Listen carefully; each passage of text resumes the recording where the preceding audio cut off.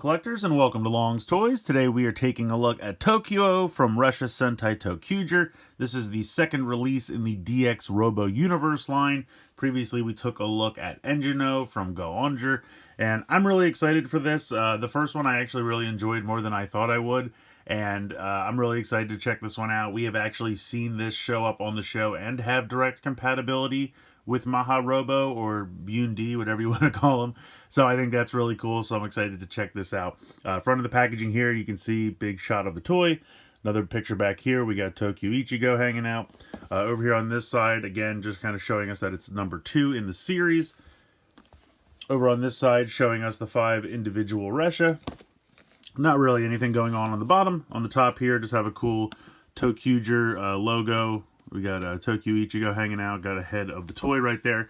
And then spinning it around to the back shows us the 5 individual Ressha and how they combine together to form Toq-Oh. And of course it does share the same skeletal structure as everything else in the line, so you can mix and match and do all kinds of cool stuff with that. So I'm going to go ahead and get Toq-Oh out of the packaging here and we'll take a closer look. Alright, so here are the 5 Ressha out of the box. There is a little bit of assembly you have to do. Most of them pretty much come exactly like this. But we do have a couple of extra pieces. You can see the waist section here. We have these 2 little bits for the green and blue Ressha. And then we have the sword here. So this is really simple. You just take this and you just peg these on the end. I don't know why they come separately in the box. Maybe just because they're smaller pieces and they wanted to be safe with them. But that's really easy. So most of the assembly is going to happen here with the red Ressha. You're going to take the leg pieces and you're going to just straighten them out like so. Kind of turn them on their side. Then you're going to flip this around. I'm sorry, you have to clip it on this part here. And then you're going to take the sword and just clip it onto this part here. And that kind of fills out the red Ressha, which honestly, not too bad. I mean, I don't think that looks that bad. I mean, there's obviously a lot of gray, but I think when they have to use kind of the same skeletal structure for all of them, I think it actually works pretty well. So here is yellow. You can kind of see that yellow is just an arm, but I think it works. Pink is very, very similar.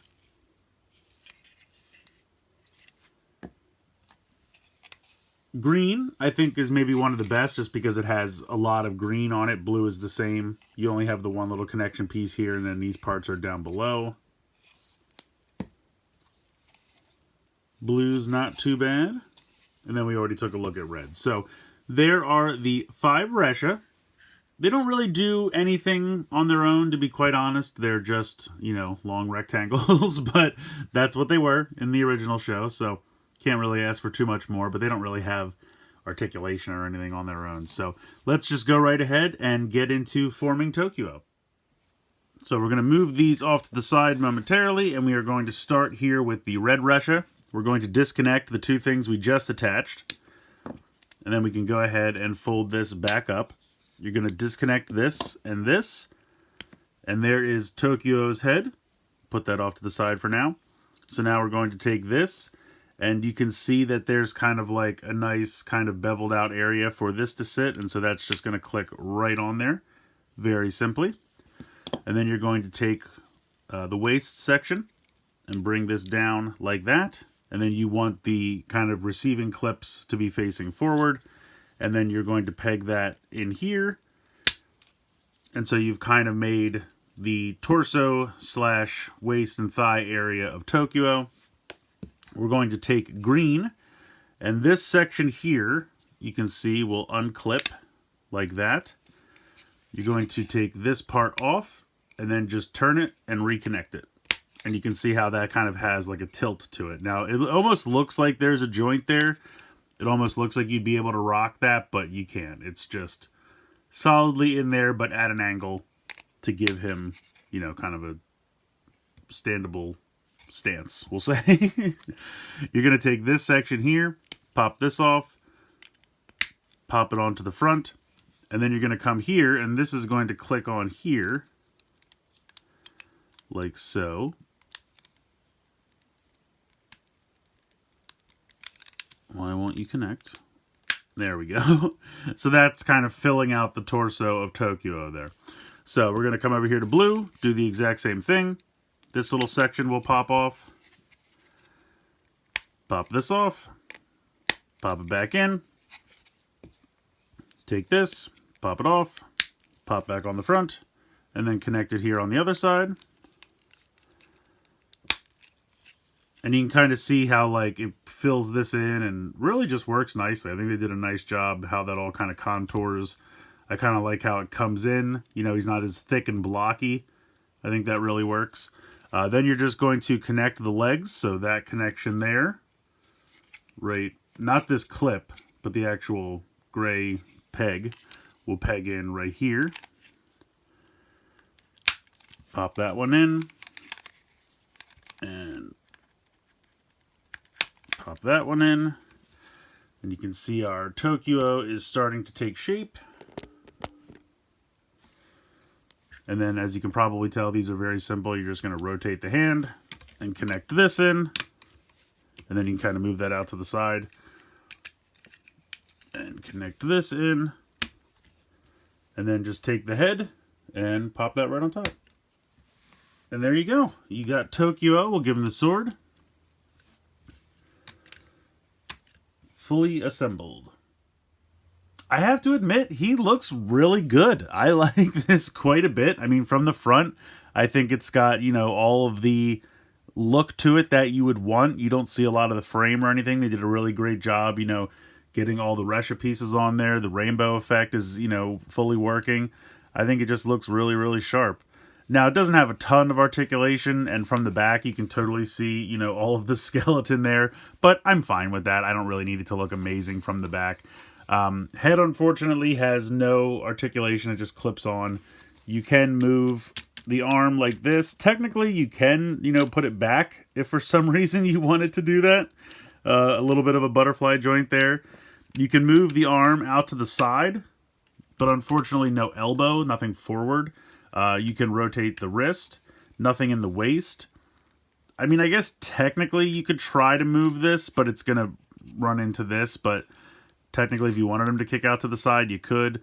And again, technically you would have a rotation here, but because of these pieces, it's not really going to work. So I would say functionally, you really don't have anything in the legs. I mean, you could try to have him kick out a little bit further, and it's not impossible. But you can't really move these. There's nothing in the ankle. So I would say, you know, it's kind of there, but kind of not. So you got the arms, and that's pretty much it. You can't really do much else in terms of articulation, but I do think it looks pretty cool. And I'm really kind of intrigued with how they're able to take the same skeleton and form all these different mecha. And I think that's going to be something that's interesting as they put more of these out. Because each time they have to take the same set of pieces and figure out how to make 5 smaller mecha out of it. So we saw, well, in the case of Go-Onger, it was only 3. But still, you know, we saw the same pieces, you know, put together in very different ways. And I think that's kind of interesting. And I think they really nailed it, honestly. I think all 5 of the Ressha look pretty decent. I think Toq-Oh looks pretty good. Speaking of Engine-Oh, we'll bring him in. So you can see a little size comparison here. Now, you could absolutely, you know, switch around the arms and the legs and things like that. I guess just for fun, maybe we'll swap the arms. Now, you're going to have clearance issues just because of the different armor pieces, but we'll see what we can do here. All right, that actually fits. I was afraid maybe with this piece it wouldn't, but yeah, you could switch the arms there. Pop these over here. I actually kind of like Go-Onger with Toq-Oh's arms. That's kind of fun. So again, I could switch the legs too. I could do whatever, but yeah, I just think that's kind of neat. I actually think Toq-Oh came out pretty great, and the swapping mechanism is kind of fun. And I did want to show off that, of course, you can combine him with Bundi or DXrobo. Just like on the show. And I think it's kind of interesting if you look at these waist pieces. So this is kind of like swiveled down. So it has this angle built into it. So it can perfectly match with the crotch plate of Bundi. There's no real need for this to be like this for Toq-Oh. So I have to believe that this was done specifically to fit seamlessly with this because they knew that you would want to recreate it since it appeared on the show, and I think that's awesome. I really appreciate that, you know, level of looking forward, because if they put it on the show and then it didn't actually fit, I mean, yes, you could if you had to take this little piece off, so it would work, it would happen, but I just think that little bit of extra planning is really nice, and this looks really cool. I like this a lot. The purple really works with these colors, and so I just think, you know, it really looks neat, and I appreciate that they put it on the show, and I appreciate that the toy can do it.